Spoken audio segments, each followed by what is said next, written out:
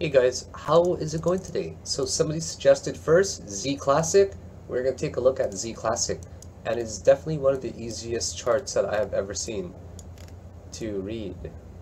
So it's going to be pretty fun doing it, guys. Let's take a look at this guy. So first of all, I have a blog on Steemit as well, and I'd appreciate if you guys took a look at it there, because some people don't like to watch 1 hour videos, you know, like I'm trying my best to keep it very short, but you know, here's the debate, guys, okay? If I keep them very short, I can't get all the information that I want to get out there that would fit my criteria for a decent technical analysis, right? These TA take time. If you guys are going to do your own TA, it's going to take hours as well, right? Like, TA does not take a little bit of time. It takes an immense amount of time to be accurate because you're trying to find loopholes and you're trying to verify your accuracy as well, right? So because of that, I have a hard time making it very short. Sorry for all the noise. There's like 20 people here right now, and I have a hard time keeping it short because I want to make sure people understand the theory that I'm talking about as well. So it also makes sense to explain some of the theory behind it. I mean, what do you guys like more? Do you guys like it very short and to the point, but it's going to lack a lot of information, and it will defeat the, I guess, popularity of this channel? I mean, the reason why I think a lot of you guys come here is because you might learn something new from every video, right? Or you take something away from it rather than just very typical things you might see on the internet, right?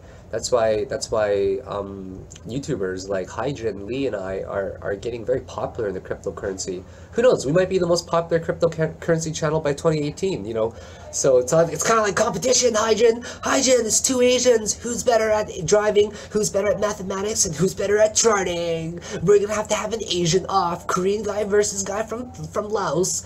Hyjin, it is on, my alien wave enemy. You are my arch nemesis. We will have an alien wave off very soon. Imagine if we had an alien wave off. That'd be so cool. I love you, Hyjin. I know you watch all of my videos.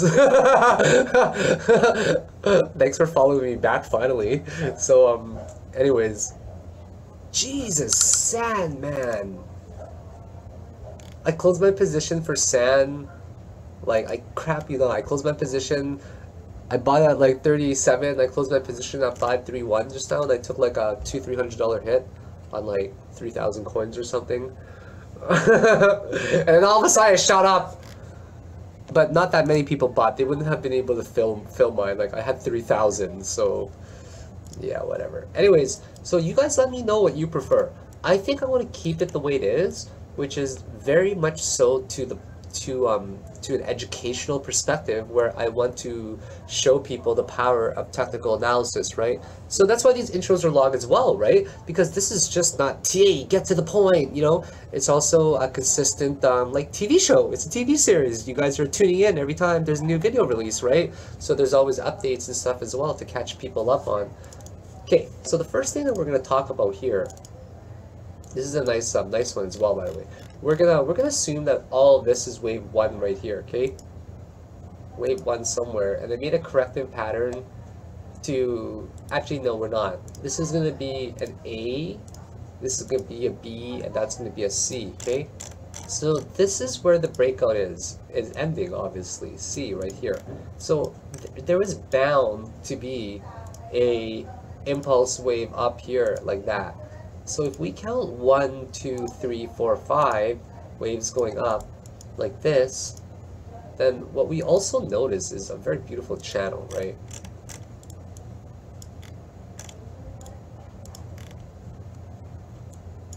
So always try to draw your supports like that, right? So let's say we went on the 4-hour time frame. How would it look here? Right, a 4-hour time frame looks pretty darn good, I'd say.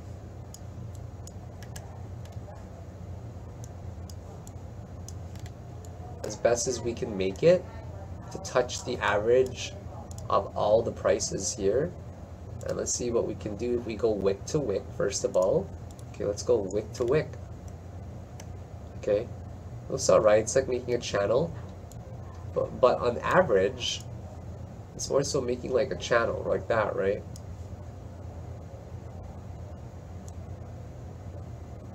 Like that, I'd say. Kind of like that. Or if we went body to body, then what this one does is an expanding one. Do you guys remember the expanding one like we talked about on Dash, on EOS, right? So that is a possibility as well, where it's expanding. Either way, the most important thing right now to establish is that right here, this is wave 5, okay? This one's high was 1547, this one high is higher. So here's the theory behind head and shoulders for Elliott wave. So do you guys hear a lot of people in the background? I think there's a lot of people here downstairs. Yeah, I saw my old room here. So, and yeah, last week my mom passed away, right? So my grandma passed away. So every weekend it's kind of like just getting together with the family for a while, you know. So you know how it is for things like that. So here I am. I'm trying to find the head and shoulders pattern. Okay, so the head and shoulders pattern right here goes something like this, right? This is a head and shoulders pattern that you guys might be familiar with, right? Like that. And this is the neckline here. With the neckline, people play it, right? If it bounces off of it, then we get a very wicked wave 5 consolidation. And this is how it goes. Like that.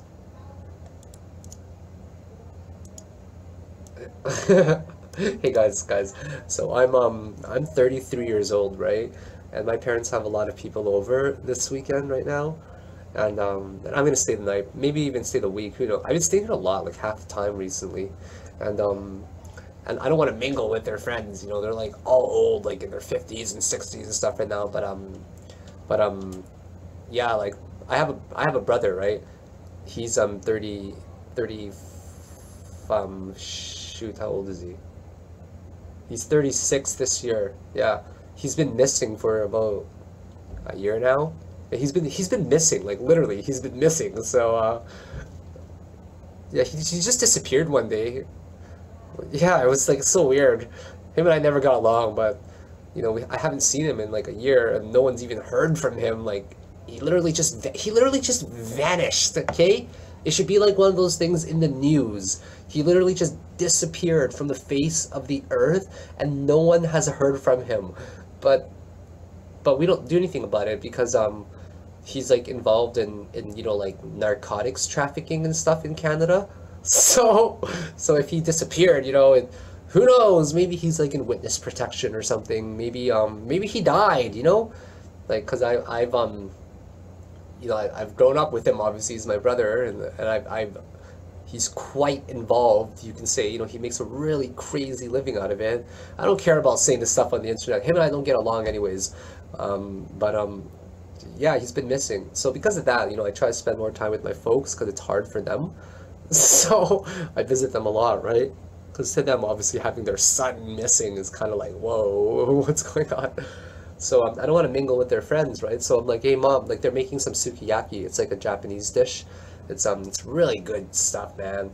But I don't want to go downstairs because I'm kind of like shy in front of their friends. So I'm like, hey mom, can you bring it upstairs for me when can you bring it upstairs and bring me like a big bowl? And she's like, okay, I'll bring it up.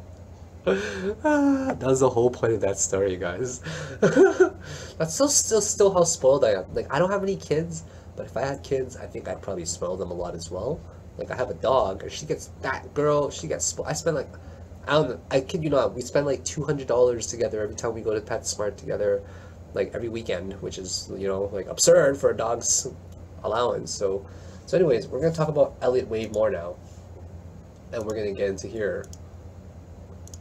Right, so B has a possibility of being very, very, very truncated, a double bottom, or coming down here, right? It might break down a little bit, but people call this a neckline, right? So what I'm getting to right now is we can kind of see it forming right now on here, okay? We're kind of seeing it form in here right now already, where this is a channel, but it will be broken. I absolutely think that this channel will be broken, and this is a channel that will be broken, and what will eventually form after point A forms, okay?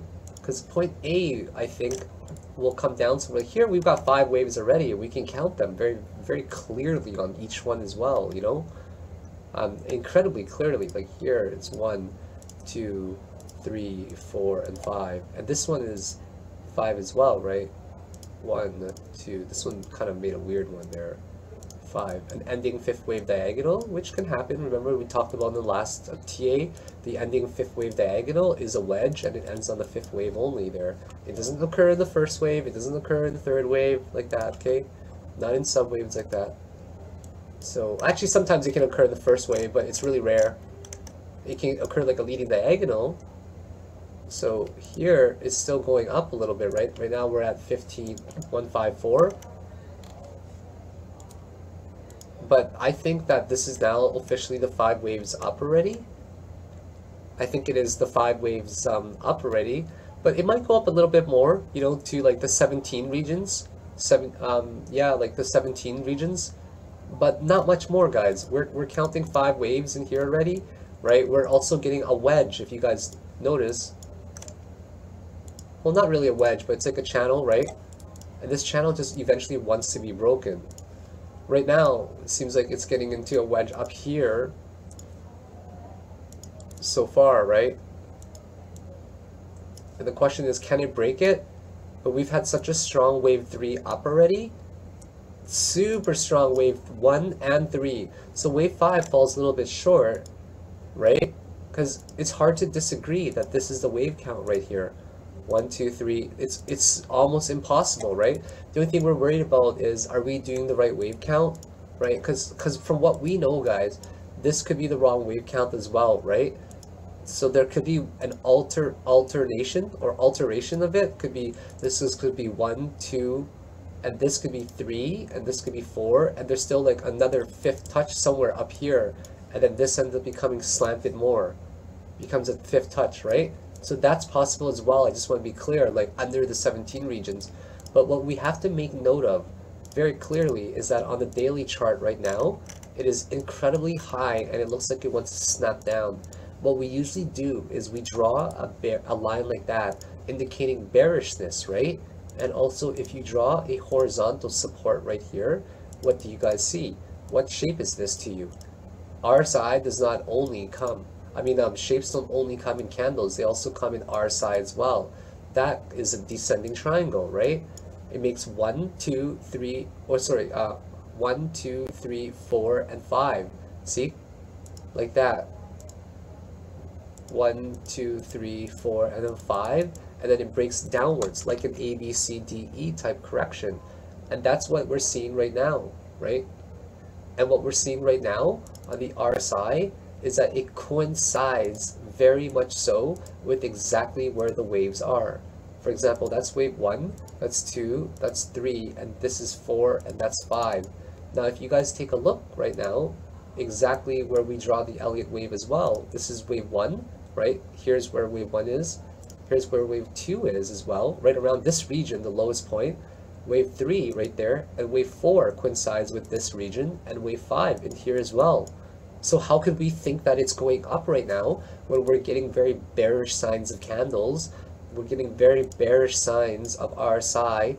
We're also getting this candle here called a hanging man. A hanging man, think of a guy trying to hang himself. As much as I don't want to say that, I'm sorry to say that if I've offended anyone, but that's what it's called, okay? That's the head, and the rest is, you know, the body, basically, right? That's just, but, you know, think of that red part as his head, which is the actual body, right? But this part's the actual, like, body of the human. I mean, what it means is there's lots of pressure to go down, and the bulls are now losing control because the spread difference.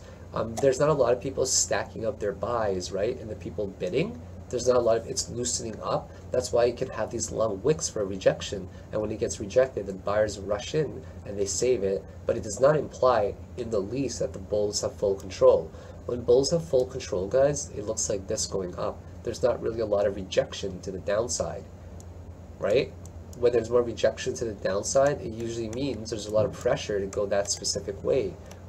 Right here, there's a rejection. Here's a hanging man, for example, where the bodies were exactly around the same height, just like here as well. And then we finally got a correction. So I do believe that this is now going to be wedging into this kind of shape right here, into that kind of shape right there, where this is 1, 2, 3, 4, 5. And I do believe on the first wave right here, it is going to break down, because wedges can occur on the first wave. They can occur in the first and the fifth wave, right? Provided that this one's not overlapping. We're cool still. This one's really, really good. So now on the 4-hour chart as well, we look at it, right? We look at the 4-hour chart and we see the histogram diverging bearishly like that as well. And we also see the MACD almost range bound right here by not getting a higher high. We see it take a sharp dip there. We also see that it just cannot get to the bullish zone anymore, well above the 70s. Like here's the peak, for example, okay? Here's the peak of the third wave right here. The peak of the third wave. I mean, for all I know, okay guys, for all I know, I will stand corrected as well if I'm wrong, okay? For all I know, that this right here is a wave 1, that's wave 2, this is wave 3, and this is still wave 4 forming, okay? 4 forming, and wave 5 is going up. So we have to think of alterations of this as well, okay? And there's a wave 5 going up. Now let's say that this was a possibility where this support does hold very much so true, okay? I just want to make sure that we talk about all possible angles so you guys are well informed, because we can't just be one-sided and think biasly to the point where we try to connect the dots that they make sense for us because we're in a specific situation with our coins. That's not fair, right? We have to always approach it from an unbiased and a very subjective opinion, or a perspective, I mean. So is it possible as well that right here is a horizontal resistance, right? This horizontal resistance, right? And wave 4 is basically right around here. Like this whole region is wave 4, we'll say, okay? And then this breaks out right here, okay?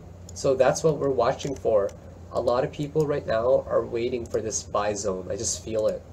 They're waiting for a buy zone between 12.86 and 13.781, around there, okay? Now we're also going to take a look at Fibonacci extension to see what kind of retracement wave 3 did, okay? We're going to see wave 3 did a 1-to-1. Okay, well it did do a perfect 1-to-1, but it fell short of 1618. So now we ask ourselves, is this really the actual top, okay? Is this really the top? And myself, I wish I can tell you, it looks like it's still going up and it can make one more day's worth, right? It might even say that this has found support at this RSI, right? So there's only a few possible plays that I would recommend making, guys. Right here, see if it bounces, right? And this channel line right here holds.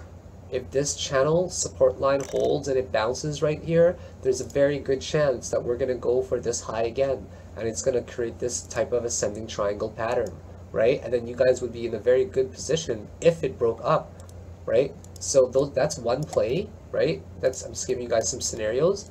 So assuming that, like, we're saying that if there's another wave count that goes up to here, if it does, we're looking at a possible, like, we're just going to say a possible 17.2 Satoshis here, okay?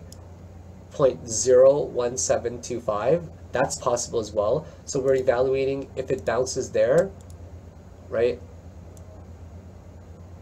And it goes up, that's one possible one. Another one, it goes way up here. See, these ones here were very symmetrical, right? The move up. See what I mean? This one here, this one right here was fairly symmetrical, right? This one might very well just break out of it as well. So I'm definitely would keep an eye between the 172 and say under the 200 or 0.02. I mean, that could be a target if it bounces here and this ascending triangle breaks outwards. Okay, that's assuming that there's still a fifth wave count, but that's way too long. Way too long, guys. I'd say more so like right here, maximum. But my like 172 maximum if we do break out of there a little bit to finish the fifth wave, because all the other waves did some pretty good retracements already. And I think we just had a really strong wave 1 and 3 impulse up, so wave 5 just fell short to create kind of a double top. That's why, like, the thing that gives it away the most is this right here, guys. The thing that gives it away the most is this daily chart histogram that's topping down, and the RSI coming down as well. So, and this channel does signify that we're pretty much near the top already. If not near the top, once again, guys, keep an eye at the 1725 and under 2 level, okay?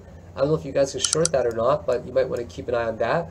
So let's assume a few things. Let's assume that right now this is the fifth wave right now. So then we would be in consolidation.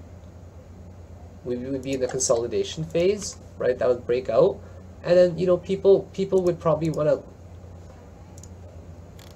they would probably want to, no, there's nothing here that we can really draw as a support. Nothing at all that we can draw as a support here.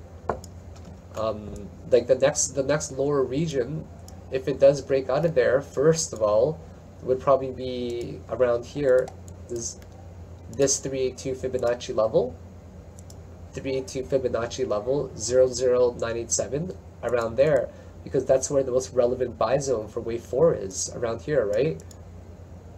So there's many different cases. I do think it is on a downtrend right now, though. I certainly believe it is on a downtrend right now. I've labeled out pretty much all the possible scenarios. This candle right here, this hanging man kind of, if you see this at the end of an uptrend, you know, it's not a really good sign, right? It's not a good sign at all. But one thing that this could be doing, who knows, is there could be 1, 2, 3, 4, and a slight one up there still. But either way, we're at the very, very, very top already. I think that we're nearing the top right now, and assuming it gets a tiny bit higher, I would be interested in a buy zone. Let's say it gets to about 1.8, okay? Let's say it gets to about 1.8 at the highest right now.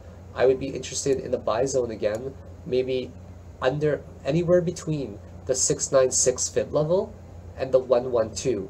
And right now we don't really have enough information at all to dissect this. All we see is 5 impulse waves up, right? That's all that we see right now and nothing else. There's no other information. So it's really hard to give more information than what I can provide right now. So let's say it got to 7.8 and this peaked up a little bit higher to like the 7.2 regions right now, even up to 7.8, and then it could retrace to a very popular buy zone where the market starts to notice around here, the 0.5 to the 618 Fibonacci level. Otherwise, we would get a popular buy zone, sorry, I can't say that word right now, right here, because that's where it was a lot of activity for where the wave 4 was. So we might even get something down over here. So we have some really big ranges right now, but it's very hard to predict how far it can go down right now other than just using Fibonacci's. So we've tried to predict the extreme end of it going to say 180, 172-ish, right? Where it creates a small subwave, one more up. And then we also use the extreme that if it reached up there, where it could possibly come down to based on Fibonacci extensions. So if you guys are in a very long position right now, I'm no financial advisor, keep in mind. Don't ever forget that. But if you guys are in a long position right now, bear in mind that we're nearing the top and we're bearishly diverging right now, okay guys? Okay? And if you guys bought way at the top, I don't know if there's a chance for it to go higher. Don't ever forget about your stop loss, okay guys? Don't ever get into that mentality of, oh no, it is going the other way now. I'm just going to hold it for a while and I'm just going to see how it goes. That's usually how people get into a lot of trouble, guys. So don't do that, okay? You guys wait for the signs yourselves to see if it's reversing based on the daily chart. And for swing traders, it does look like it's imminently reversing soon, despite this coming up here. It might go up one more subwave, that's it, to up to 80 max, guys. And then these are the ranges for now based on buy zones. See, this is a buy zone right here between the I'm just gonna say 10 and the 12 region there. And this is another buy zone between the 67 and the 89 region there. So we just have to watch out, be very diligent, see where it possibly lands, see where we find volume start to pick up. See, when we see volume pick up, that's where you know there's a lot of buyers rushing in. Usually we see volume decline slowly level off. So right now, looks pretty good so far, but we just gotta wait, be patient. If you guys are invested in this, you know, and you're investing in this long term, I see this as a very, very solid coin just based on what I see in the chart for now. But it will be determined once we get a retracement to see how that goes. So this is against the Bitcoin pair, but the lowest I think it could possibly go is about right here, because that becomes a solid zone. If it does dip below there, we're going to see some really, really bad level 3 tier support, but I don't think it will dip below here. If it goes to this zone, it could even be a free fall down. So there you guys have it. Those are my 2 thoughts on it. We are in consolidation mode right now, and good luck to those people that are in this trade right now, that are still holding long term. And please be mindful that we are showing lots of signs of consolidation and very little signs that there's a potential for it to go up. Okay guys, so thank you very much for watching this video. I have a blog of it on Steemit as well. You're welcome to check it out there. If you don't want to watch a very long video, I'd appreciate a subscribe, a like, and you know, share it. Share this with the community. If you know friends and you guys think I'm doing an awesome job, share it with the community. This stuff is something I want to give back to the community to let you guys know that I love charts. I have an addiction to charts. I've done pretty well 2017 for myself, and this is what I want to be doing back to for the community to help everyone out. So yeah, and don't forget my dog, guys. She's got her little cryptocurrency piggy bank. Yeah. You guys are welcome to donate to that. You guys can buy her a drink. You guys can buy her a shot of something like tequila, vodka. She loves that stuff. My dog's all about the tequila and vodka, you know. So have yourselves a great day, guys, and I hope you enjoyed my analysis of ZClassic. See you guys.